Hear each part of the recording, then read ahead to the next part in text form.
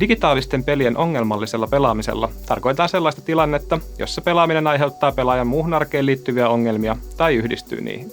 Ongelmalliselle pelaamiselle ei ole mitään yhtä tarkkaa määritelmää, vaan se voi olla esimerkiksi vaikeutta hallita omaa pelaamista tai pitää pelaaminen ja muu arki tasapainossa.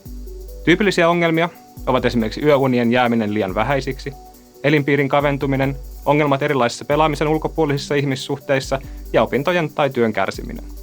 Ongelmallista pelaamista puhutaan toisinaan peliriippuvuutena, mutta termin välttämistä suositellaan, koska se ei useinkaan kuvaa tilannetta osuvasti. Ongelmallisen pelaamisen ytimessä ei tyypillisesti ole esimerkiksi päihteisiin rinnastettava riippuvuussuhde peleihin sinänsä, vaan eri syistä haitallisiksi muodostuneet pelitottumukset. On tärkeää huomata, että pelaamisen ongelmallisuus ei ole mitattavissa pelaamisen määrällä.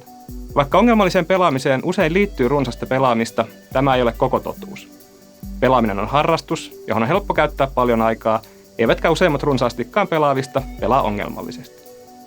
Toisaalta ongelmia voi esiintyä, vaikka pelaamismäärät olisivat varsin maltillisiakin, jos pelaaminen esimerkiksi sijoittuu lähinnä yöaikaan.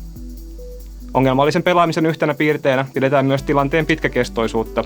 Esimerkiksi lomailusta tai uuden pelin julkaista johtuva tavallisista runsaampi pelaaminen ei ole merkki pelaamisen ongelmallisuudesta. Ongelmallisen pelaamisen yleisyydestä Suomessa ei ole tarkkaa tietoa.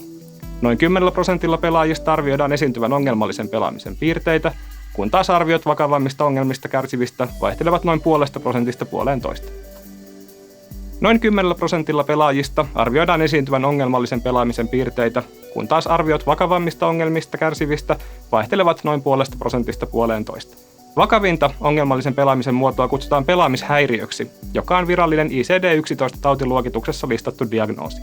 Pelaamishäiriössä kyseessä on toiminnalliseksi riippuvuudeksi luokiteltu tilanne, jossa pelaaminen aiheuttaa pelaajalle huomattavia ongelmia muuhun arkeen ja ihmissuhteisiin, pelaajalla itsellään on vaikeuksia hallita pelaamistaan ja tilanne on jatkunut vähintään 12 kuukautta. Mutta myös lyhyempi aika voi riittää diagnoosiin, mikäli tilanne on erityisen vakava.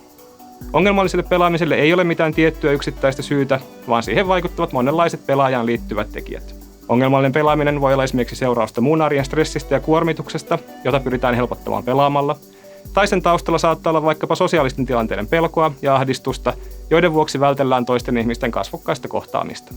Oma tekijänsä ongelmallisessa pelaamisessa ovat myös pelien ominaisuudet, varsinkin yhdistettynä pelaajien henkilökohtaisiin mieltymyksiin. Esimerkiksi monin pelattavissa verkkoroolipeleissä pelattavaa riittää käytännössä loputtomiin ja peliseura on tarjolla ympäri vuorokauden, jolloin peliin uppoutumista nauttiva pelaaja voi helposti päätyä käyttämään pelaamiseen paljon enemmän aikaa kuin suunnitteli.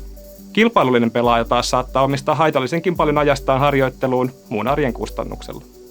Yksi haastavimmista kysymyksistä ongelmallisen pelaamisen ympärillä on se, miten ongelmallinen ja ongelmaton pelaamiskäytös erotetaan toisistaan. Monet pelaajat käyttävät pelaamiseen hyvin tietoisesti runsaasti aikaa ja rahaa ja asettavat pelaamisen etusijalle ajan käyttöään järjestäessään.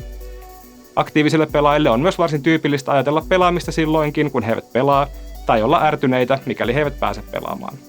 Tällaiset tekijät kertonevat useammin intensiivisestä ja hyvinvoinnille pääosin positiivisesta harrastuksesta kuin ongelmista. Ongelmallisen pelaamisen kohdalla onkin tärkeää tarkastella, aiheutuuko pelaamista aidosti haittoja ja mikä pelaajan oma kokemus on pelaamisestaan. Vaikka pelaaja ei välttämättä tunnistakaan aina pelaamistaan ongelmalliseksi, myös liian herkkää ongelmallisen pelaamisen leimaa pitää välttää. Ongelmallisen pelaamisen selvittämistä ja vähentämistä vaikeuttaa se, että kyse on usein monesta yhteen kietoutuneesta asiasta. Esimerkiksi yksinäiselle, kiusatulle tai ahdistuneelle nuorelle pelaaminen voi olla elintärkeä henkireikä ja hyvinvoinnin kannattelija, vaikka se samaan aikaan aiheuttaisi myös ongelmia. Tällaisissa tilanteissa pelaamisen poistaminen kokonaan arjesta voi aiheuttaa paljon isompia ongelmia kuin pelaaminen itsessään. Ongelmallisen pelaamisen osalta tavoitteena ei usein olekaan hankkiutua pelaamista täysin eroon, paitsi jos pelaaja itse niin haluaa, vaan pelaamisen ja muun arjen saattaminen tasapainoon niin, että pelaamisen hyvät puolet säilyvät ja muun arjen ongelmat vähenevät. Ongelmallista pelaamista tarkastellessa pitää varoa, että pelaaminen ei muodostu yksinkertaiseksi selittäjäksi monimutkaisille kokonaisuuksille. Nuorten ongelmalliseen pelaamiseen voivat vaikuttaa esimerkiksi opintojen kuormittavuus, vaikea perhetilanne, koulukiusaaminen ja mielenterveyden ongelmat. Kaikki nämä ovat merkittävästi laajempia yhteiskunnallisia ongelmia, jotka eivät ratkea ainoastaan pelaamiseen puuttumalla. Lopuksi, on tärkeää huomioida, että pelaamisen ongelmiin puuttuminen ei tarkoita yleisnegatiivista suhtautumista peleihin ja pelaamiseen tai näiden demonisointia. Kestävä ja ongelmaton pelaaminen on ensisijaisesti pelaajan etu, eikä ongelmallisen pelaamisen välttäminen tarkoita intensiivisen peliharrastuksen lopettamista.